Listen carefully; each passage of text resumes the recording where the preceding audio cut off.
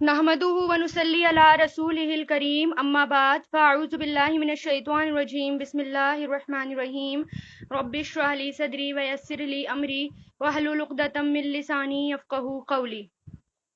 सूरह मुनाफ़िकून मदनी सूरत है और 2 रुकू हैं। इस सूरत में मुनाफिकीन के किरदार के बारे में बहस की गई, यानी मुनाफिकीन का किरदार क्या है और मुनाफिकीन ने क्या क्या किया था। इस सूरत में उसके बारे में बात की गई कि वो ईमान का कोई भी मुतालबा पूरा करने को तैयार नहीं थे। जो जो बातें उनसे कही जाती थी, आप सल्लल्लाहु अलैहि वसल्लम उनसे कहा करते थे, वो कोई बात मानने को तैयार नहीं होते थे और आपकी नजरों में बड़ा मकाम हासिल करने की भी कोशिश करते थे कि हमारा मकाम आपकी नजरों में बड़ा हो, और कस्में खा खा कर आप सल्लल्लाहु अलैहि वसल्लम को यकीन दिलाते थे कि हम आपको रसूल मानते हैं। लेकिन अल्लाह ताला भी यहाँ पर कसम खाकर कहता है कि वो जो है लोग झूठे हैं।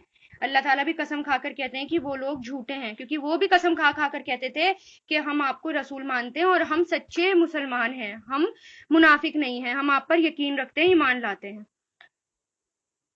तो इजा जब, जा अका आते हैं आपके पास, जा आ माजी का सेगा है, माजी है, जा आ यानी वो आया, लेकिन इजा की वजह से मुजारे में मायने हो गए कि इजा जा आ जब आते हैं का आपके पास, यानी हुजूर पाक सल्लल्लाहु अलैहि वसल्लम के पास, अल मुनाफिकूना मुनाफिक लोग, कालू वो कहते हैं, नशहदू हम गवाही देते हैं, शहादा यशहदू और नशहदू हम सब गवाही देते हैं, इन्नका के बेशक आप, ला रसूलू जरूर ही रसूल हैं, ला लग गया ना ये ताकीद के लिए कि जरूर ही रसूल हैं, अल्लाह के, वल्लाहु और अल्लाह यालमू वो जानता है, इन्नका बेशक आप, ला रसूलुहु जरूर ही रसूल हैं उसके, वल्लाहु और अल्लाह यशहदु गवाही देता है, इन्नल मुनाफिकीना बेशक मुनाफिक, लकाज़िबून जरूर ही झूठे हैं।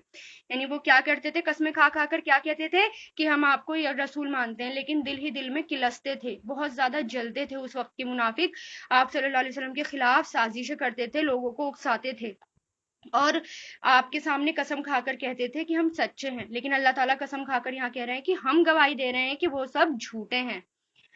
इत्तखजू इन्होंने बना लिया, ऐमानहुम अपनी कसमों को, जुन्नतन ढाल, ढाल मतलब रुकावट, यानी अपनी कसमों को ढाल बना लेते थे, कसम खा खा कर आप सल्लल्लाहु अलैहि वसल्लम को यकीन दिलाते थे, तो एक तरह से कसम का इस्तेमाल कर रहे थे, ढाल बना रहे थे।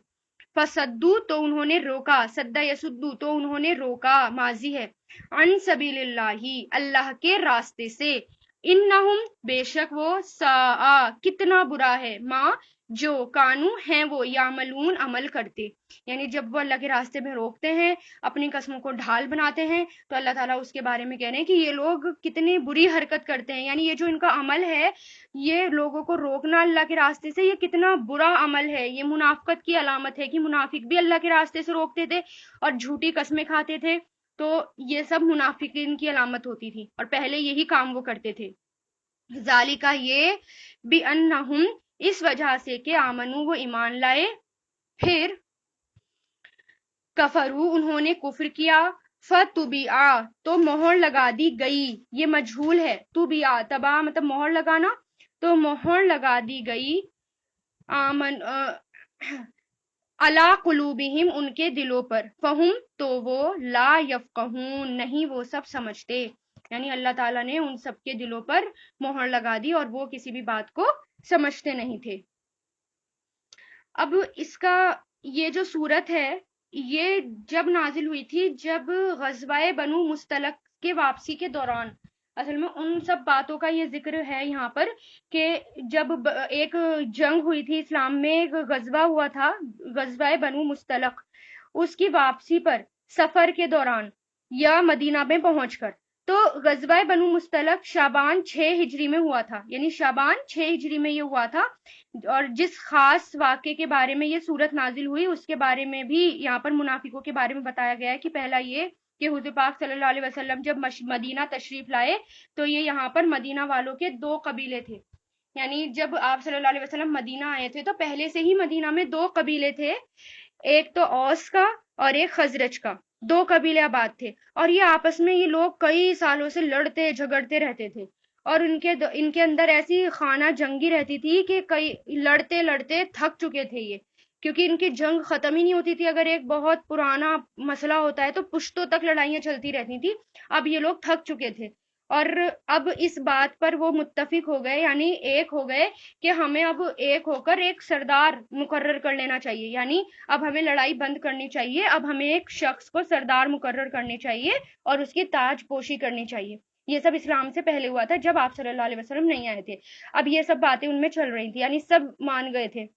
ورنہ پہلے سردار ماننے کو راضی نہیں تھے، سب کہہ رہے تھے ہمارے میں سردار ہو، دوسرا کہتا تھا ہمارے میں ہو. لیکن اب خیر ایک رائے ہوئی، اور جس شخص پر وہ ایک ہوئے وہ کون تھا؟ قبیلہ خزرج کا رئیس عبداللہ بن ابئی ابن سلول. عبداللہ بن ابئی کے بارے میں آپ نے سنا ہوگا، بہت جگہ جگہ ہے، اور حضرت عائشہ کے اوپر الزام بھی اسی نے لگایا تھا. یہ رئیس تھا ان کا. تو ان کی رائے ہوئی کہ ٹھیک ہے ہم اس کو اپنا سردار بنا لیتے ہیں. اور یہ کس میں سے تھا؟ قبیلہ خزرج میں سے تھا. اور اس کی بزرگی جو تھی، سب اس کی بزرگی کے بارے میں جانتے تھے. متفق علیہ رائے تھی، یعنی میجورٹی کی رائے تھی. اس سے پہلے کبھی بھی خزرج ایک شخص کی قیادت پر راضی نہیں ہوئے تھے، ہمیشہ جھگڑا رہتا تھا. ابھی تاج پوشی کی باتیں ہو ہی رہی تھی کہ اتنے میں اسلام کا چرچا مدینہ تک پہنچ گیا، اور ان دونوں قبیلوں کے کچھ بااثر لوگ مسلمان ہو گئے، یعنی کچھ بڑے بڑے لوگ اور بااثر لوگ مسلمان ہو گئے.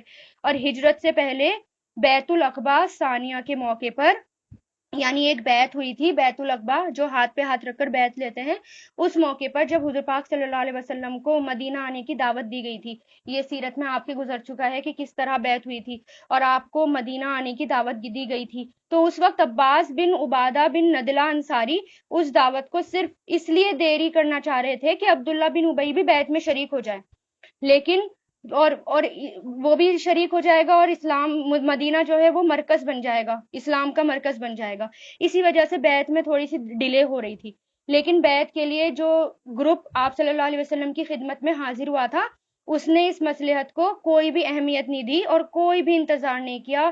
اور جتنے بھی لوگ تھے اس میں، جتنے بھی شرکا تھے، یعنی دونوں قبیلوں کے 75 آدمی مل کر ہر خطرہ مول لے کر حضور پاک صلی اللہ علیہ وسلم کو دعوت دینے کے لیے تیار ہو گئے کہ آپ ہمارے یہاں مدینہ آ جائیں.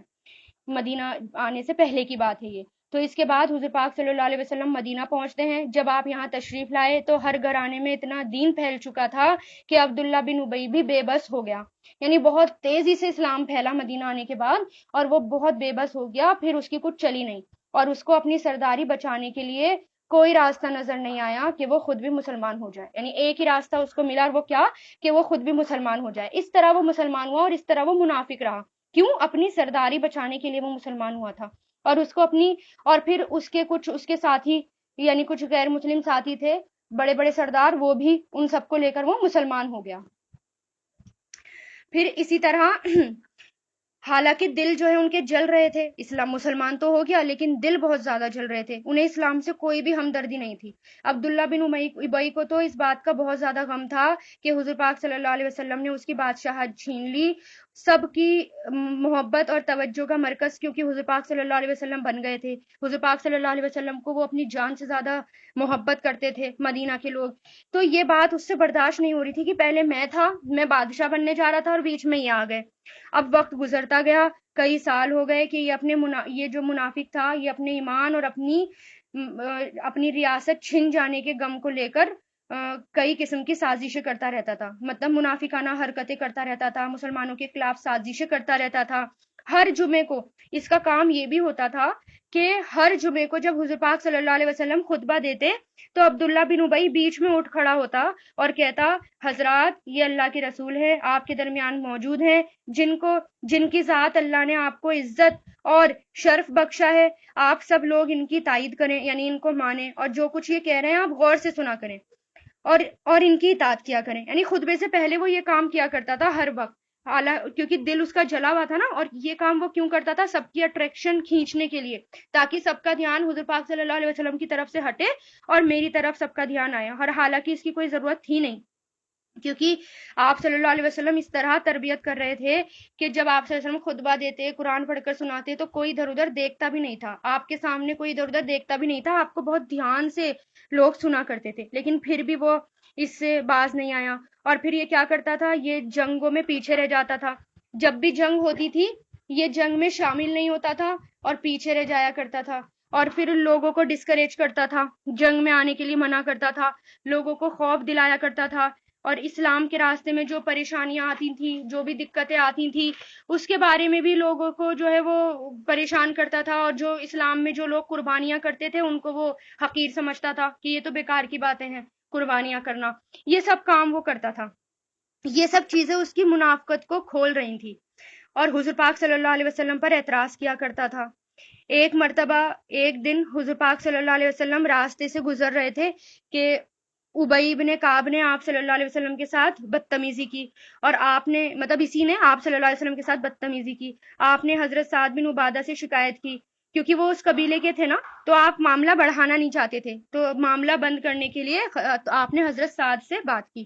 انہوں نے عرض کیا یا رسول اللہ آپ اس شخص کے ساتھ نرمی برتیں، کیونکہ آپ کے آنے سے پہلے ہم اس کے لیے تاج شاہی تیار کر رہے تھے، یعنی ہم اس کی جو ہے تاج پوشی کرنے والے تھے، اور اس بات سے یہ جو ہے آپ کے آنے سے اس کی بادشاہت چھین گئی، اس بات سے یہ چڑتا ہے، جلتا ہے، اس لیے آپ اس کو معاف کر دیں.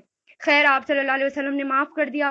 پھر جب جنگ بدر ہوئی تو یہود جو بنو قینقاع کی بد عہدی اور سرکشی کی وجہ سے حضور پاک صلی اللہ علیہ وسلم نے ان پر جو چڑھائی کا ارادہ کیا تھا، تو عبداللہ بن ابی نے ہی ان کی حمایت کی تھی، اور جو یہ یہودی تھے ان یہودیوں کے لیے یہ کھڑا ہو گیا کہ اور یہ کہنے لگا کہ وہ 700 مرد ہیں جنگ کرنے والے، اور جو کہ ہر وقت میرا ساتھ دیتے ہیں، میرے ساتھ رہتے ہیں، اور آپ ان پر چڑھائی کریں گے، آپ ان پر چڑھائی مت کریں، اور میں آپ کا پیچھا تب تک نہیں چھوڑوں گا جب تک کہ آپ ان پر چڑھائی کرنے کا ارادہ نہیں چھوڑ دیتے. یعنی اس طرح کی وہ حرکتیں کرتا تھا، اور بعد میں آپ صلی اللہ علیہ وسلم کو پریشان بھی کرتا تھا، اور ان کی پلاننگ کو بھی ختم کرنے کی کوشش کرتا تھا. تو اسی طرح جب جنگ احد ہوئی تھی تو اتنا کریوشل وقت تھا مسلمانوں کے لیے، جنگ احد اتنا مشکل وقت تھا، اور اس نے اس میں کیا کرا، اپنے 300 ساتھیوں کو لے کر بیک آؤٹ ہو گیا، یعنی پیچھے چلا گیا اور جنگ میں ہی شریک نہیں ہوا. پہلے تو آ رہا تھا لیکن 300 ساتھیوں کو لے کر نکل گیا جنگ سے، جبکہ یہ بہت نازک وقت تھا مسلمانوں کے لیے. اس کے بعد مدینہ کے مسلمانوں کو یقین ہو گیا کہ یہ شخص بالکل منافق ہے، اور اس کے ساتھی بھی پہچان لیے گئے. اسی وجہ سے جنگ احد کے بعد جب پہلا جمعہ آیا تو یہ شخص حضور پاک صلی اللہ علیہ وسلم کے خطبے سے پہلے اپنی تقریر کے لیے اٹھا، جیسے ہر وقت یہ اٹھا کرتا تھا اسی طرح یہ تقریر کے لیے اٹھا. تو لوگوں نے اس کا دامن کھینچ لیا اور اسے بولنے نہیں دیا، اور کہا کہ تم بیٹھ جاؤ، تم ایسی باتیں کرنے کے لائق نہیں ہو، اور لوگوں نے اس کو کھینچ کر بٹھا دیا. اب یہ پہلا موقع تھا جب لوگوں نے اعلانیہ اس کو بے عزت کیا، یعنی اس وقت یہ پہلا موقع تھا کہ جب اس کی بے عزتی ہوئی. اس پر وہ اتنا ناراض ہوا کہ لوگوں کی گردنوں پر کودتا پھانگتا مسجد سے باہر نکل گیا، اور مسجد کے دروازے پر کچھ انصاریوں نے اس سے کہا کہ تم کہاں جا رہے ہو، رکو، حضور پاک صلی اللہ علیہ وسلم سے معافی مانگو اور استغفار کی دعا کرو. لیکن بگڑ گیا اور جواب دیا کہ میں کوئی استغفار نہیں کرانا چاہتا، اور اس طرح کر کے وہ چلا گیا. نہیں، اس طرح کی وہ حرکتیں کیا کرتا تھا. پھر 4 ہجری میں غزوہ بنو نذیر پیش آیا، یعنی ایک اور غزوہ ہوا، ایک اور جنگ ہوئی جس کا نام کیا تھا، بنو نذیر. اس موقع پر اس شخص نے اور اس کے ساتھیوں نے اور بھی زیادہ کھل کر اسلام کے دشمنوں کی حمایت کی، یعنی اسلام کے دشمنوں کا ساتھ دیا اور اسلام کے خلاف قدم اٹھائے. ایک طرف آپ صلی اللہ علیہ وسلم اور ان کے صحابہ کرام دشمنوں کے خلاف جنگ کی تیاریاں کر رہے تھے، لیکن دوسری طرف یہ منافق کیا کر رہا تھا، اندر ہی اندر یہودیوں کو پیغام بھیج رہا تھا کہ ہم تمہارے ساتھ ہیں، اگر تم سے جنگ کی گئی تو ہم تمہاری مدد کریں گے، اگر تم کو نکالا گیا تو تمہارے ساتھ ہم بھی نکلیں گے. لیکن بالآخر اس کی خفیہ پلاننگ بھی کھل گئی، اور اللہ تعالیٰ نے خود بیان کر دیا، یعنی سورہ حشر کے 2 رکوع میں اس کے بارے میں خود ہی اللہ تعالیٰ نے بتا دیا، اور اللہ تعالیٰ نے اس کا راز کھول دیا. لیکن اس سب راز کھلنے کے باوجود آپ نے اس کو اگنور کیا، یعنی آپ صلی اللہ علیہ وسلم بار بار عبداللہ بن ابی کو اگنور کر رہے تھے. اور وہ کیوں کر رہے تھے؟ کیونکہ مدینہ کی آبادیوں میں 1/3 اس کے ساتھیوں کی آبادی تھی، یعنی جتنے مدینہ میں لوگ تھے 1/3 تو اس کے ساتھی تھے. اگر اسی حالت میں اور ان سے جنگ کی جاتی تو یہ ٹھیک نہیں ہوتا. تو اس لیے آپ صلی اللہ علیہ وسلم، اور دوسرا ریزن یہ بھی تھا کہ انہوں نے کلمہ پڑھ رکھا تھا، حالانکہ تھے منافق لیکن کلمہ پڑھ رکھا تھا انہوں نے، اس لیے بھی آپ صلی اللہ علیہ وسلم ان کے خلاف کوئی بھی کارروائی نہیں کرتے تھے اور ان کو اگنور کرتے رہتے تھے. باہر سے ایک جتھا نظر آتے تھے نا، یہ بڑے بڑے بڑے بڑے جتھے، اور اتنے بڑے زبان دراز تھے کہ آپ صلی اللہ علیہ وسلم سے زبانیں لڑایا کرتے تھے، ہر بات میں شک کیا کرتے تھے، ہر موقع پر پریشان کیا کرتے تھے. اور اسی طرح جب یہ بنو مستلق کے موقع پر جب یہ صورت نازل ہوئی تھی واپسی پر، تو اس نے بہت غلط غلط حرکتیں کی. پہلی حرکت کیا کی، جو کہ نکل چکا ہے، حضرت عائشہ کے اوپر الزام لگایا تھا. حضرت عائشہ کے اوپر تہمت لگائی تھی ان کی پاک دامنی پر، جو کہ خود اللہ تعالیٰ نے اس کے بارے میں صورت نازل فرما دی کہ یہ عبداللہ بن ابی کی حرکت تھی.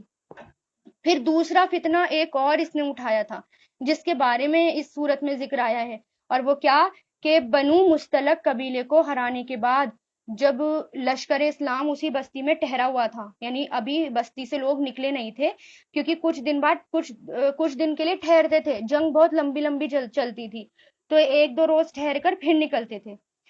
تو جو لشکر تھا اسلام کا وہ ٹھہرا ہوا تھا جو مریسیہ نامی ایک کنویں پر آباد تھی. یعنی کس جگہ پر؟ مریسیہ نامی کنویں پر. کہ اچانک دو لوگوں کا پانی میں جھگڑا ہو گیا. حضرت عمر کے اس میں سے ایک حضرت عمر کے غلام تھے جن کا نام جہجہ تھا، اور دوسرے سنان تھے جن کا قبیلہ خزرج کا حلیف، جو کہ قبیلہ خزرج کے حلیف تھے.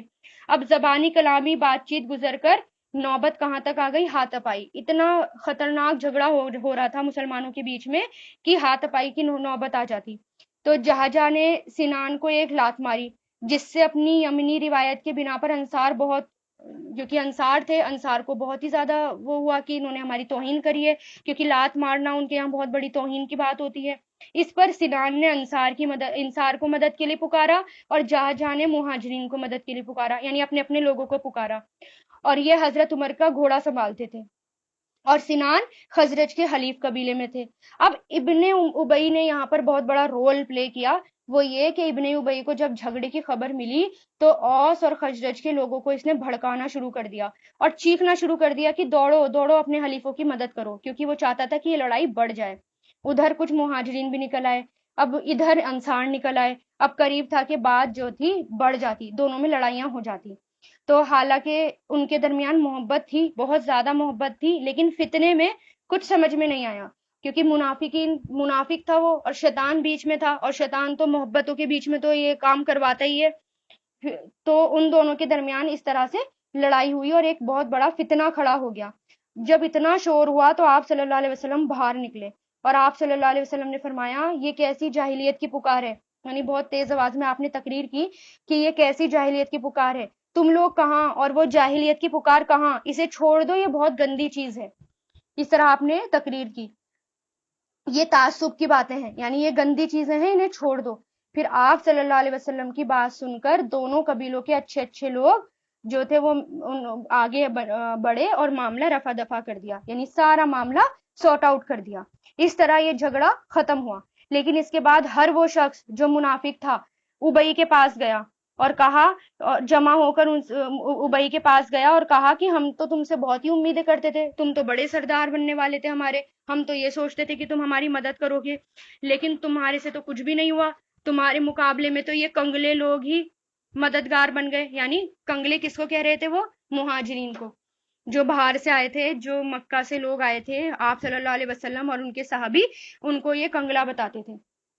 تو سب نے غصے میں عبداللہ بن ابئی سے کہا کہ تم تو کنگلوں سے بھی زیادہ گئے گزرے نکلے، تم سے تو کچھ بھی نہیں ہوا، وہی جیت گئے. تو اب ایک تو وہ پہلے ہی کھول رہا تھا، عبداللہ بن ابئی پہلے ہی اتنے غصے میں بیٹھا ہوا تھا، پھر ان باتوں سے اور زیادہ بھڑک گیا، یعنی اور غصہ اس کے اندر آ گیا اور کہنے لگا یہ سب کچھ تو تمہارا اپنا کیا دھرا ہے، تم نے ہی ان لوگوں کو اپنے ملک میں جگہ دی ہے، یعنی تم ہی مسلمانوں کو اپنے یہاں مدینہ لے کر آئے ہو اس پر، اور تم نے ان پر اپنے مال بھی جو تقسیم کر دیے، اپنے مال بھی بانٹ دیے، یہاں تک کہ یہ ہمارے حریف بن گئے. ہماری اور ان قریش کے کنگلوں کی یا اصحاب محمد کی حالت کی تو یہ مثال صادق آتی ہے.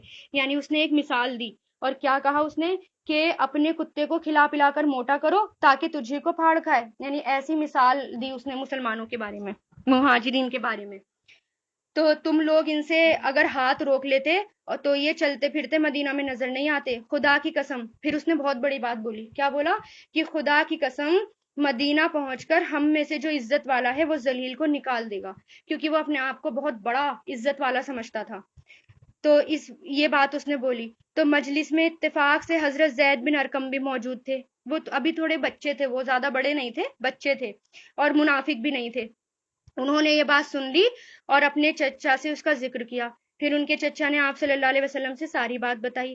آپ صلی اللہ علیہ وسلم نے حضرت زید کو بلا کر سارا واقعہ پوچھا، کیا عبداللہ بن ابی ایسے ہی بات بول رہا تھا؟ انہوں نے ساری بات بتا دی کہ ہاں وہ ایسے ہی بات مسلمانوں کے خلاف بول رہا تھا. پھر حضور پاک صلی اللہ علیہ وسلم نے فرمایا کہ تم ابی سے ناراض ہو سکتا ہے کہ تم نے کچھ سننے میں غلطی کر دی ہو. انہوں نے کہا کہ خدا کی قسم میں نے ان کو یہی باتیں کہتے ہوئے سنا ہے، میں نے کوئی غلطی نہیں کی. اس پر حضور پاک صلی اللہ علیہ وسلم نے ابی کو بلایا اور پوچھا تو وہ صاف مکر گیا اور قسمیں کھانے لگا. اس آیت میں جو آیت نمبر 3 میں قسم کا ذکر آیا ہے، آیت نمبر 2 میں وہ اسی کا آیا ہے. شروع میں جو قسم کا ذکر آیا ہے 1 میں کہ وہ قسمیں کھا کے آپ کو بہلاتے ہیں، جھوٹ بولتے ہیں، لیکن اللہ تعالیٰ قسم کھاتا ہے کہ وہ لوگ جھوٹے ہیں. تو کیا کرتا تھا اس نے، کیا کرا، فوراً قسم کھائی اور قسم کھا کر کیا کہا کہ میں نے یہ بات نہیں کہی تھی. پھر جتنے بھی بڑے بڑے لوگ مجلس میں موجود تھے تو انہوں نے کہا کہ آپ صلی اللہ علیہ وسلم سے کہ آپ اس چھوٹے بچے کی بات مان رہے ہیں اور شاید اس کو وہم ہو گیا ہو، اور یہ تو ہمارا شیخ ہے، یہ تو بزرگ ہے، اس کے مقابلے میں آپ اس لڑکے کی بات مان رہے ہیں، آپ معاملے کو رفع دفع کریں. تو آپ صلی اللہ علیہ وسلم نے معاملہ رفع دفع کیا. لیکن آپ صلی اللہ علیہ وسلم جانتے تھے کہ حضرت زید کو بھی جانتے تھے اور عبداللہ بن ابی کو بھی جانتے تھے، اس لیے آپ سمجھ گئے کہ اصل بات کیا ہے. اور اس وقت جب حضرت عمر وہاں موجود تھے، حضرت عمر کو ان سب باتوں کا علم ہوا تو حضرت عمر نے کہا یا رسول اللہ مجھے اجازت دے کہ میں منافقین کی گردن اڑا دوں، یعنی میں جاؤں گا اور اس عبداللہ بن ابی کی گردن اڑا کر آؤں گا ابھی. تو یا تو آپ مجھے اجازت دے دیں، نہیں تو میں خود انصار میں سے معاذ بن جبل یا عبداللہ بن بشر یا سعد بن معاذ یا محمد بن مسلح کو حکم دے دوں کہ وہ اس کا قتل کر دیں. مگر حضور پاک صلی اللہ علیہ وسلم نے کہا ایسا مت کرو ورنہ لوگ یہ کہیں گے کہ محمد اپنے ساتھیوں کو قتل کرواتا ہے. ابی دیکھنے میں نہیں تھا، پھر لوگ کیا کہتے کہ رسول اللہ تو اپنے مسلمانوں کو ہی قتل کروا دیتے ہیں. اس لیے آپ صلی اللہ علیہ وسلم نے کہا کہ نہیں. لیکن آپ صلی اللہ علیہ وسلم نے کیا کرا، فوراً کوچ کرا، کیونکہ وہاں رکے ہوئے تھے نا جنگ کے بعد. تو آپ صلی اللہ علیہ وسلم نے اب رکنے کا حکم نہیں دیا، فوراً کوچ کرا، حالانکہ یہ کوچ کا وقت نہیں تھا. اور 30 گھنٹے مسلمان چلتے رہے، مسلسل لوگ 30 گھنٹے چلتے رہے. ذرا آپ سوچئے کہ ایک تو آپ صلی اللہ علیہ وسلم کو غصہ تھا اس بات کا، اور پھر 30 گھنٹے تک سب لگاتار چلتے رہے.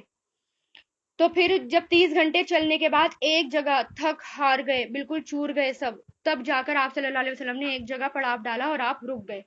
اور جیسے ہی آپ رکے لوگ بیٹھے، اور بیٹھتے ہی اتنا تھک گئے تھے وہ کہ ایک دم ان کی سب کی آنکھ لگ گئی راستے میں. تو پھر راستے میں ہی انصار کے ایک سردار تھے.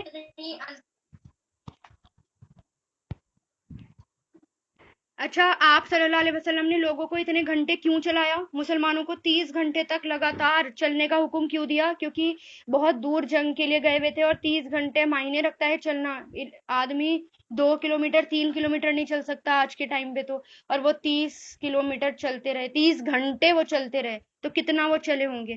ایسا آپ نے اس لیے کیا کیونکہ جو دل میں میل آیا ہوا تھا نا مسلمانوں کے، اس وقت جو لڑائی ہوئی تھی کنویں کے پاس، تاکہ وہ تھک کر وہ سب میل نکل جائے اور تاکہ وہ اس بات کو چھوڑ دیں اور آئندہ ایسی بات نہ کریں. تو یہ بھی ایک سنت ہے کہ اگر کسی سے کوئی غلطی ہو جائے یا ایسا کوئی معاملہ ہو جائے، کوئی لڑائی ہو جائے، دین کے معاملے میں کوئی پیچھے ہونے لگے، تو اس سے اتنا کام کراؤ، اتنا کام کراؤ کہ وہ بات بھول جائے اور باقی وہ کام پر پھر واپس روٹین لائف میں آ جائے. تو اس لیے آپ صلی اللہ علیہ وسلم نے یہ کیا. پھر راستے میں انصار کا ایک سردار تھا حضرت اسید، اس نے آپ سے عرض کیا یا رسول اللہ آج آپ نے ایسے وقت کوچ کیا ہے جو سفر کے لیے صحیح نہیں تھا، آپ نے ایسا کبھی نہیں کیا، یعنی آپ ایسا کبھی نہیں کرتے، تو آپ نے ایسا کیوں کیا؟ تو آپ صلی اللہ علیہ وسلم نے کہا کہ تم نے سنا نہیں تمہارے ساتھی نے کیا کہا؟ انہوں نے پوچھا کون سے ساتھی؟ پھر آپ نے فرمایا ابی. انہوں نے پوچھا کہ اس نے کیا کہا؟ فرمایا اس نے کہا کہ مدینہ پہنچ کر عزت والا ذلیل کو باہر نکالے گا. ان کو کیونکہ اس جھگڑے کے بارے میں نا ان کو یہ بات پتہ نہیں تھی، کیونکہ وہ اس جھگڑے میں موجود نہیں تھے، اس لیے آپ صلی اللہ علیہ وسلم نے ذکر کیا تھا. انہوں نے عرض کیا یا رسول اللہ خدا کی قسم عزت والے تو آپ ہیں اور وہ تو ذلیل ہے، آپ چاہیں تو آپ نکال سکتے ہیں اسے. تو یہ بات اور لوگوں تک پہنچ گئی. پھر جتنے بھی انصار تھے اتنا غصہ آیا ان سب کو، عبداللہ بن ابی پر اتنا غصہ آیا کہ اس نے ایسی بات کیوں کہی. لوگوں نے ابئی سے کہا کہ جاؤ اور حضور پاک صلی اللہ علیہ وسلم سے معافی مانگو، مگر اس نے جواب دیا کہ ایک تم نے کہا کہ ایمان لاؤ، میں ایمان لے آیا، پھر تم نے کہا زکوٰۃ دو، میں نے زکوٰۃ بھی دی، اب یہ کسر رہ گئی کہ میں محمد کو سجدہ کروں، اب ایسا میں نہیں کروں گا۔ حالانکہ سجدہ کرنے کے لیے نہیں کہا تھا، کیا کہا تھا؟ معافی مانگنے کے لیے، لیکن وہ نہیں مانا۔ ان باتوں سے انصار مومن کے دل میں ابئی، جو جتنے بھی انصار تھے لوگ، ان کے دل ابئی کے لیے کھٹے ہو گئے۔ پہلے کیا تھا؟ ابئی کو وہ عزت دیتے تھے، اب کیا تھا؟ یہ سب باتیں دیکھ کر اب انصار کے لوگوں کے دل بھی کھٹے ہو گئے ابئی کے خلاف، اور ہر طرف سے اس پر پھٹکار پڑنے لگی۔ اب جب یہ قافلہ مدینہ میں داخل ہونے لگا تو ابئی کے بیٹے، جن کا نام عبداللہ تھا، وہ آپ کو پتا ہے نا، وہ صحیح مسلمان تھے اور پکے والے متقی تھے اور دل سے ایمان لائے ہوئے تھے، عبداللہ جو کہ ابئی کے بیٹے تھے۔ تو جب وہ مدینہ پہنچے تو عبداللہ نے تلوار سونت کر باپ کے آگے وہ کھڑے ہو گئے اور بولے کہ آپ نے یہ کہا تھا نا کہ مدینہ پہنچ کر عزت والا ذلیل کو نکالے گا، اب آپ کو پتہ چلے گا کہ کون عزت والا ہے اور کون عزت والا نہیں ہے۔ خدا کی قسم آپ مدینہ میں داخل نہیں ہو سکتے جب تک حضور پاک صلی اللہ علیہ وسلم خود اجازت نہ دے دیں۔ اس پر ابئی چیخ اٹھا کہ خزرج کے لوگوں دیکھو، میرا بیٹا مجھے مدینہ میں داخل نہیں ہونے دے رہا۔ جب لوگوں نے یہ خبر سنی تو یہ خبر کس تک پہنچائی؟ آپ صلی اللہ علیہ وسلم تک۔ آپ نے فرمایا عبداللہ سے کہو کہ اپنے باپ کو گھر آنے دے۔ پھر عبداللہ نے کہا کہ آپ صلی اللہ علیہ وسلم کا حکم ہے، اب آپ داخل ہو سکتے ہیں، کیونکہ آپ نے حکم دیا اس لیے میں آپ کو داخل ہونے دے رہا ہوں، ورنہ آج آپ داخل نہیں ہو پاتے مدینہ میں۔ تو اس وقت پھر حضور پاک صلی اللہ علیہ وسلم نے حضرت عمر سے کہا، کیوں عمر، اب تمہارا کیا حال ہے؟ جس وقت تم نے کہا تھا کہ مجھے اس کو قتل کرنے کی اجازت دو، اگر میں اس وقت قتل کرنے کی اجازت دے دیتا تو سب لوگ ناراض ہو جاتے ہم سے، اور آج اگر میں اس کو قتل کرنے کا حکم بھی دے دوں تو اس کا قتل کیا جا سکتا ہے۔ پھر اس پر حضرت عمر نے کہا کہ اللہ کی قسم، اب مجھے معلوم ہو گیا کہ اللہ کے رسول کی بات میری بات پر حکمت سے بھری تھی۔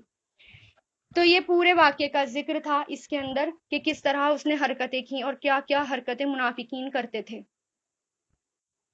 تو اس طرح اللہ تعالیٰ نے اس وقت بتا دیا کہ کون منافقین ہے، کون عزت والا ہے، کون ذلت والا ہے، سب کچھ اسی وقت سارٹ آؤٹ ہو گیا، یعنی دودھ کا دودھ پانی کا پانی اسی وقت ہو گیا۔ اور جو عزت والا ہوتا ہے اللہ تعالیٰ اسے دنیا میں بھی عزت دیتے ہیں اور آخرت میں بھی، لیکن جو ذلت والا ہوتا ہے، جو اپنے آپ کو اسلام لانے کے بعد یہ سمجھتا ہے کہ میں حقیر ہو گیا، تو پھر اس کو تو بے عزتی ملتی ہے، پھر دنیا میں بھی اور آخرت میں بھی۔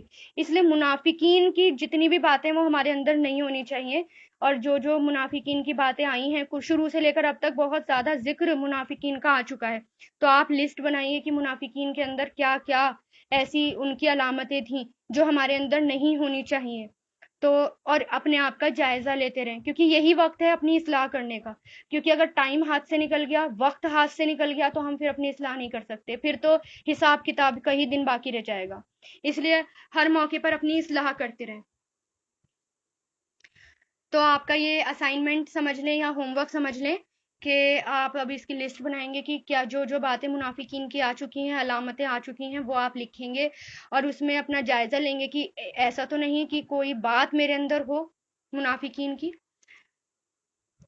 آگے چلتے ہیں۔ وَإِذَا، اور جب، رَأَيْتَهُمْ، آپ دیکھتے ہیں انہیں، رَأَيْتَ، تو نے دیکھا، آپ نے دیکھا انہیں، ماضی ہے یہ لیکن اذا کی وجہ سے مضارع ہو رہا ہے، اور جب دیکھتے ہیں آپ انہیں، تُعْجِبُکَ، اچھی لگتی ہیں آپ کو، تُعْجِبُ عجب سے ہے، عجیب عربی میں اچھے کے لیے آتا ہے، اچھی لگتی ہیں کا آپ کو، اجسامہم، ان کے جسم، جسم کی جمع اجسام ہے، یعنی جب آپ ان کو دیکھتے ہیں تو آپ کو ان کے جسم اچھے لگتے ہیں، تعجب کرتے ہیں آپ۔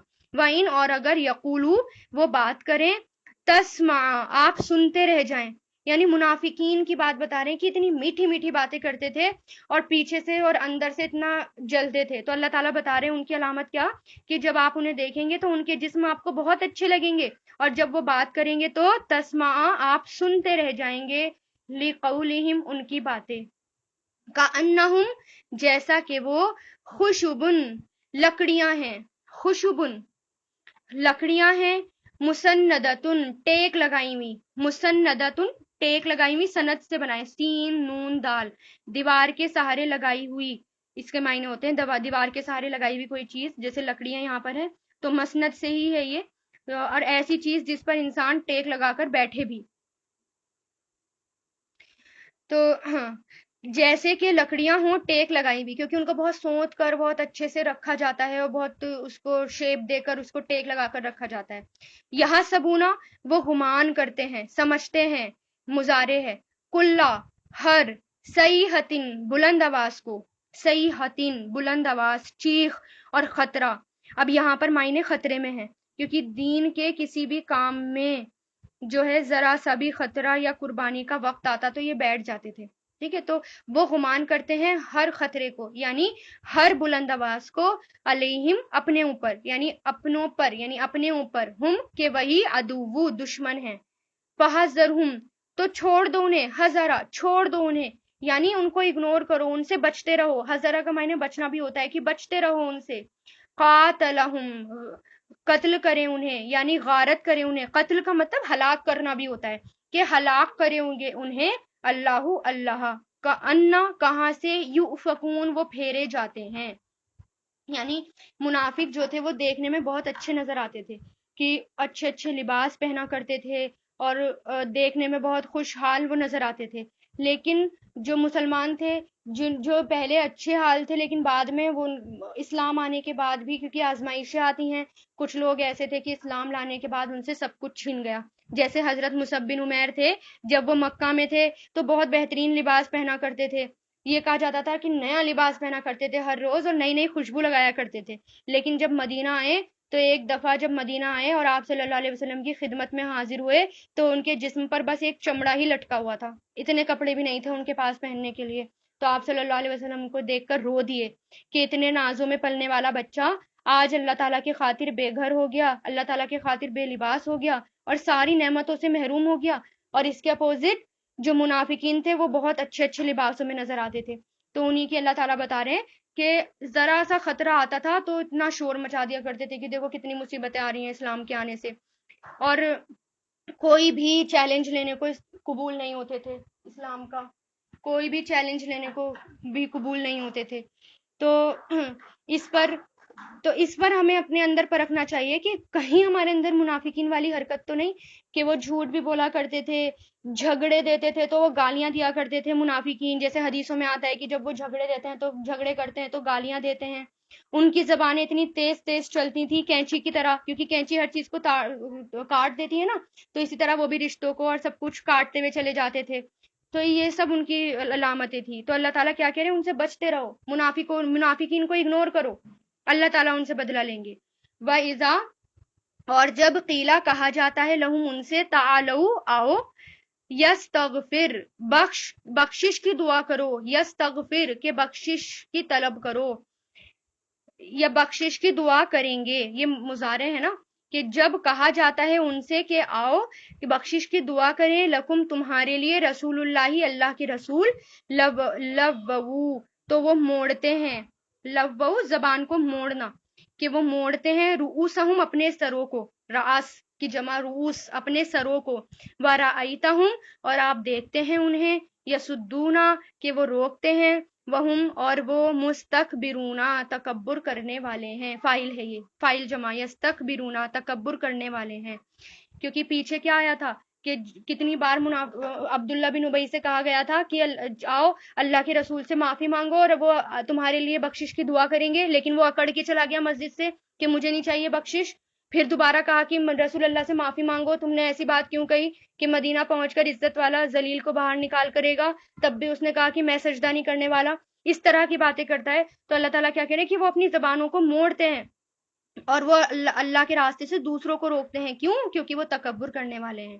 سواء برابر ہے، علیہم ان پر، کہ استغفرتا کہ آپ بخشش مانگیں، استغفرتا ماضی ہے، کہ آپ بخشش مانگیں، لہم ان کے لیے، ام لم یا نہیں، تستغفر آپ بخشش مانگیں، لہم ان کے لیے، لن ہرگز بھی نہیں، یغفر اللہ بخشے گا اللہ، لہم انہیں، ان اللہ بے شک اللہ، لا یہدی نہیں ہدایت دیتا، القوما اس قوم کو جو فاسق ہے. یعنی اللہ تعالیٰ نے کیا کہہ دیا منافقین کے لیے آپ صلی اللہ علیہ وسلم سے کہ آپ ان کے لیے بخشش کی دعا مانگیں یا بخشش کی دعا نہیں مانگیں. اللہ تعالیٰ اب ان کو بخشنے والا نہیں ہے. کیوں؟ کیونکہ اللہ تعالیٰ فاسق قوم کو، جو حد سے بڑھ جاتے ہیں، جو لوگ اللہ تعالیٰ کی باؤنڈریز کو فلانگ دیتے ہیں، اللہ تعالیٰ کی حدود کا خیال نہیں رکھتے، پھر وہ فاسق ہوتے ہیں اور پھر اللہ تعالیٰ ایسے لوگوں کو ہدایت نہیں دیتے۔ ہم وہی ہیں الذین، وہ جو یقولون کہتے ہیں لا تنفقو، نہیں تم خرچ کرو، لا تنفقو یہ امر ہے، نہیں تم خرچ کرو، اللہ اوپر ان کے جو عندہ پاس ہے رسول اللہ، اللہ کے رسول کے، یہاں تک کہ ینفدو وہ بکھر جائیں، ینفدو کل بھی آیا تھا یہ، یعنی بکھر جانا، ادھر ادھر ہو جانا۔ وللہ اور اللہ ہی کے لیے ہیں خزائن خزانے آسمان کے اور زمین کے، اور لیکن منافق لا یفقہون نہیں وہ سمجھتے، لیکن منافق کسی بھی بات کو سمجھنے کو تیار ہی نہیں تھے، یعنی لوگ جب خرچ کرنے کے لیے آتے تھے تو منافق لوگ ان کو خرچ کرنے بھی نہیں دیتے تھے، کیا کہتے تھے کہ تم خرچ کر رہے ہو، اللہ کے راستے میں خرچ کر رہے ہو، اس سے کوئی فائدہ نہیں ہوتا، یعنی خود تو خرچ کرتے نہیں تھے، اللہ کے راستے سے روکا کرتے تھے۔ تو یہ منافقین کی علامت ہے، یعنی وہ اتنے زیادہ کنجوس تھے، تو ہمارے اندر بھی یہ نہیں ہونا چاہیے، بہت کنجوسی جو ہوتی ہے وہ منافقین کی علامت ہوتی ہے۔ یقولون وہ کہتے ہیں لئن اگر رجعنا واپس لوٹے ہم، رجعنا واپس لوٹے ہم المدینتی مدینہ کی طرف، لیخرجنا کہ ضرور نکالے گا، دیکھیں آگے لام لگ رہا ہے اور نون کے اوپر شد لگ رہا ہے، اس میں تاکید در تاکید آ گئی، ڈبل تاکید، کہ ضرور نکالے گا عزو عزت والا، زیادہ عزت والا، منہا اس سے، ازلہ ذلت والے کو، زیادہ ذلت والے کو، کیونکہ عزو اور اللہ جو آ رہا ہے یہ ازلہ، یہ زیادہ ذلت والا اور زیادہ عزت والے کی بات ہے، یعنی اس کے اندر زیادتی ہے، کہ ضرور نکالے گا زیادہ عزت والا اس سے، ازلہ زیادہ ذلت والے کو، وللہ اور اللہ کے لیے ہے العزت عزت و عزت، ولی رسولی اور اس کے رسول کے لیے، وللمومنین اور مومنوں کے لیے، ولیکن اور لیکن منافق لا یعلمون نہیں وہ جانتے، یعنی وہی بات کا جو میں نے ابھی آپ کو بتائی،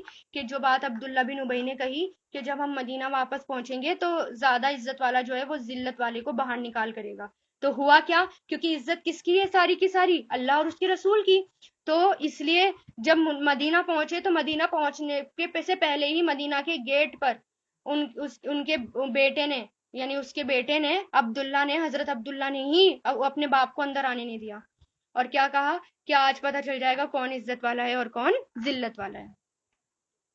یا ایھا الذین آمنو، اے لوگو جو ایمان لائے ہو، لا تلہکم نہیں غافل کرے تمہیں، لا مطلب نہیں، تلہکم کیا ہے، لام ہا کاف سے بنائے، الہا یعنی غافل کرنا، اور لہو بھی اسی سے ہوتا ہے، لہو کس کو کہتے ہیں، کھیل تماشے کی چیزیں، بیکار کی چیزیں، ہے نا، تو لہو کر یعنی وہ چیز جو انسان کو اصل مقصد سے ہٹا دے، لہو اسی میں آ جاتا ہے، کرنے کے کاموں سے دھیان ہٹا دے، دوسرے کاموں میں انسان کا دھیان بھٹکا دے، وہ لہو کہلاتا ہے۔ تو اسی سے یہ ہے کہ اللہ تعالیٰ حکم دے رہے ہیں کہ اے لوگو جو ایمان لائے ہو، لا تلہکم نہیں غافل کریں تمہیں، اموالکم تمہارے مال، ولا اولادکم اور تمہاری اولادیں، ان ذکر اللہ اللہ کے ذکر سے، ومن اور جو کوئی یفعل کرے گا ذالکا ایسا، تو یہی لوگ ہیں جو خاسرون خسارہ اٹھانے والے ہیں۔ حکم دے رہے ہیں اللہ تعالیٰ، انڈر لائن کر لیں اس کو، کیونکہ آج ہم سب سے زیادہ یہی کام کرتے ہیں، آج ہمارے مال اور ہماری اولادیں اللہ تعالیٰ کے ذکر سے ہمیں ہٹا دیتی ہیں، ہر وقت ہمارا دھیان کیا لگا رہتا ہے، اپنے گھر والوں میں، اپنی اولادوں میں، اپنے گھر میں، اپنے گھر کو سجانے میں، ہر وقت یہ لگا رہتا ہے، لیکن اللہ تعالیٰ حکم کیا دے رہے ہیں کہ نہیں، اللہ تعالیٰ کا ذکر بڑھ کر ہے، اللہ تعالیٰ سب سے بڑھ کر ہے، ایسا نہ ہو کہ تمہیں اللہ تعالیٰ تمہیں یہ سب چیزیں، تمہارے گھر، تمہاری اولادیں اللہ سے غافل کر دیں۔ اپنا ایک ٹائم مینیج کریں اپنا، اور اگر آپ کے ٹائم میں برکت نہیں ہو رہی ہے تو اللہ تعالیٰ سے دعا کریں کہ اللہ تعالیٰ میرے ٹائم میں برکت کرو، اور اللہ تعالیٰ سے مدد مانگے، اتنی بہترین دعا ہے، اللہم ایدنا بالروح القدوس، کہ اگر کوئی پریشانی ہے تو اللہ تعالیٰ ہماری پریشانی اپنے آپ ہی غیب سے ہماری مدد کریں گے، لیکن ہماری نیت جو ہونی چاہیے وہ خالص ہونی چاہیے، ہمارے اندر تڑپ ہونی چاہیے کہ نہیں، میں اپنے سارے کام ایک طرف رکھ دوں گی لیکن یہ کام اللہ کے خاطر میں اللہ کا کام نہیں چھوڑوں گی، اگر میں نے ایسے کرا تو اللہ تعالیٰ مجھے چھوڑ دیں گے، اگر اللہ نے چھوڑ دیا تو پھر ہمارا کیا ہوگا، کیا بنے گا، ہمارا کچھ بھی نہیں بنے گا۔ اس لیے مومن جو ہوتا ہے ہر وقت اپنا ایک ٹائم ٹیبل بنائے. مومن ہمیشہ اس کا ایک ٹائم ہوتا ہے, ٹائم ٹو ٹائم وہ کام کرتا ہے, اور کیسے کیسے اس کو مینیج کرنا ہے, ہر طرح سے وہ ٹائم سیٹ کرتا ہے. تو آپ بھی وہی کریں اور پھر اللہ تعالیٰ سے دعا کریں, اور پھر دیکھیں آپ کے ٹائم میں اللہ کتنی برکت دیتا ہے. اور ایسی ایسی باتیں ہو جاتی ہیں کہ غیب سے اللہ تعالیٰ مدد کرتے ہیں اور ہمیں پتہ بھی نہیں چلتا. تو اس لیے اللہ تعالیٰ حکم دے رہے ہیں نا, تو اس آیت کو نوٹ کریں, اور یہ کہ نہیں, میں اپنے کسی بھی کام میں پڑھ کر اللہ تعالیٰ سے غافل نہیں ہو سکتی, اللہ کے ذکر سے غافل نہیں ہو سکتی. اور اللہ تعالیٰ کا ذکر یہ نہیں ہے کہ صرف آپ نمازیں ہی پڑھتے رہیں اور تسبیح ہی کرتے رہیں. اس کے اندر نماز, تسبیح اور سارے ارکان جو ہیں ہمارے 5 پلرز آف اسلام, یہ, اور پھر قرآن کو سیکھنا اور سکھانا, اور اچھی تربیت کرنا, لوگوں کو اچھی باتیں بتانا, دعوت کے کام کرنا, یہ سب ہمارا کس میں آ جاتا ہے, ذکر میں آ جاتا ہے. یہ سب اللہ تعالیٰ کا ذکر ہوتا ہے. یہ نہیں کہ صرف آپ تسبیح لے رہے ہیں تو وہی اللہ کا ذکر ہے. آپ قرآن پڑھ رہے ہیں تو آپ کے اوپر بہت بڑی ذمہ داری ہے کہ اس کو آگے بھی پہنچانا ہے. یہ ذمہ داری میں نے نہیں ڈالی آپ کے اوپر, یہ تو اللہ تعالیٰ ڈال رہے ہیں آپ کے اوپر, کیونکہ اللہ نے آپ کو چنا ہے اور اللہ چاہتے ہیں کہ آپ اس کو آگے تک پہنچائیں بھی. تو اس لیے ہر وقت اللہ کے ذکر میں لگے رہیں, اور اس میں پریشانی بھی آئے گی, مشکلیں بھی آئیں گی, تو مدد کس سے مانگیں, اللہ تعالیٰ سے مانگیں. وَأَنفِقُوا, اور خرچ کرو, مما, اس میں سے جو, رزقناکم, ہم نے رزق دیا تم کو, من قبل, اس سے پہلے, ان کے, یاتیا, آ جائے, احدکم, تم میں سے کسی کو موت, فیقولا, پھر وہ کہے, ربی, یعنی تو وہ کہے, ربی, اے میرے رب, لولا, کیوں نہیں, اخرتنی, تو نے مہلت دی مجھے, پہلے بھی آ چکا ہے یہ اخرتنی, کیوں نہیں تو نے مجھے مہلت دی, الی اجل, ایک وقت تک, قریبن, قریب کے, فاصدقا, تو میں صدقہ کرتا, فا مطلب تو, اصدقا, میں صدقہ کرتا, واکن, اور میں ہو جاتا, من الصالحین, نیک لوگوں میں سے. یعنی اللہ تعالیٰ کیا کہہ رہے ہیں, اس سے پہلے وہ وقت آئے کہ موت آ جائے اور تم کہو کہ اللہ تعالیٰ مجھے تو نے مہلت کیوں نہیں دی, میں صدقہ کرتا, وہ وقت آنے سے پہلے پہلے باز آ جاؤ. وہ وقت آنے سے پہلے پہلے اللہ کے راستے میں خرچ کرو. اگر اللہ کے راستے میں کچھ جا رہا ہے تو اس کی پرواہ مت کرو. یہ سوچو کہ میں تو اللہ تعالیٰ کے یہاں انویسٹمنٹ کرا رہی ہوں, میں تو جمع کر کے رکھ رہی ہوں, اللہ تعالیٰ تو مجھے ود انٹرسٹ واپس کریں گے, کیونکہ اللہ تعالیٰ کے یہاں تو 1 کے بدلے 10 گنا ثواب ملتا ہے, 10 گنا اجر ملتا ہے. مر گئے تو سب یہیں رکھا رہ جائے گا. یہاں تک کہ لوگ ہماری میت پر آئیں گے, اگر کسی نے ہماری ناک میں نوز رنگ بھی دیکھ لی نا چھوٹی سی, وہ تک بھی نکال کر لے جائیں گے کہ اس کی کیا ضرورت قبر کے اندر, یہ تک تو ساتھ نہیں جائے گی, چھوٹی سے چھوٹی سی چیز. تو اس لیے جو زندہ ہیں اور جو ابھی ہیں, زیادہ سے زیادہ اللہ کے راستے میں خرچ کریں. اور زیادہ سے زیادہ صرف رزق ہی خرچ کرنے کی بات نہیں ہو رہی, خرچ کرنے میں محنت, آپ کی اسکل, اور آپ کے پیسے, جو بھی آپ کر سکتے ہیں. اگر آپ کے پاس خرچ کرنے کو نہیں ہے, یعنی فائنینشلی آپ نہیں کر سکتے, تو آپ محنت کر کے کریں, ہاتھوں سے کوئی کر دیں, یا پھر جو بھی آپ سے بن پڑے وہ کریں, لیکن اللہ کے راستے میں ضرور کریں, اس سے پہلے موت آ جائے. کیونکہ حضرت ابو ہریرہ سے روایت ہے کہ ایک شخص نے آپ صلی اللہ علیہ وسلم سے پوچھا, کون سا صدقہ سب سے زیادہ اجر اور ثواب والا ہے؟ تو آپ صلی اللہ علیہ وسلم نے فرمایا, ایسے وقت میں اللہ کی راہ میں خرچ کرنا جبکہ انسان تندرست ہو, یعنی تندرست ہو, کہ صحیح سلامت ہو, تندرست ہو, ایسے وقت میں خرچ کرنا, آئندہ ضروریات اس کے پیش نظر ہوں. یعنی کہ اس نے مال جمع کر رکھا ہے, کیا سوچ کر کہ میں اس سے یہ کروں گا, میں اس کے یہ کروں گا, یعنی ضرورت والا مال رکھا ہوا ہے, اس میں سے بھی اگر وہ نکالتا ہے وہ, اور یہ خوف بھی ہو کہ مال خرچ کر دیا تو بعد میں خود محتاج نہ ہو جاؤں. اور اللہ کی راہ میں خرچ کرنے کو اس وقت تک نہ ٹالو جب تک کہ روح تمہارے حلق میں آ جائے, اور مرنے لگو تو کہو کہ اتنا فلاں کو دے دو, اتنا فلاں کو دے دو, اب وہ مال دوسروں کا ہو ہی چکا. یعنی یہ ہے کہ اس لیے جب آپ صحت مند ہوں, چاہے آپ کے پاس تھوڑا ہو, تو تھوڑے سے میں بھی خرچ کر دو, جتنا آپ سے بن پڑے اتنا کرو. ولن, اور ہرگز بھی نہیں, یؤخرا, مہلت دے گا اللہ, نفسن, کسی نفس کو, اذا, جب, آ جائے گی, اجلھا, اس کی موت, واللہ, اور اللہ, خبیر, خوب خبر رکھنے والا ہے اس کی جو تعملون, تم کرتے ہو.